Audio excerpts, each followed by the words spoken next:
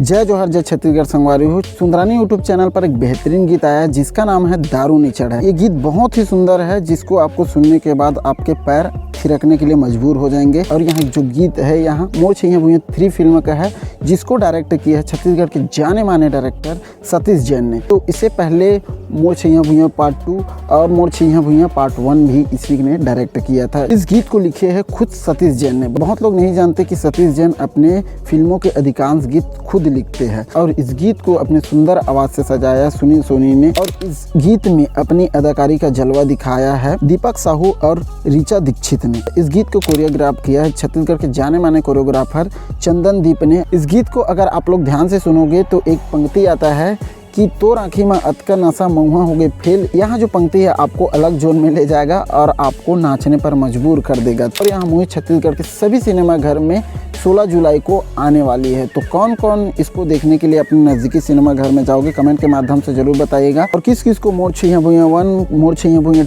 2 अच्छा लगता है कमेंट के माध्यम से जरूर बताइएगा। और कौन कौन देखे हो उसको भी जरूर बताइएगा। मिलता है ऐसे कुछ नए वीडियो में, तब तक के लिए अपना ख्याल रखिए। जय हिंद, जय भारत, जय छत्तीसगढ़।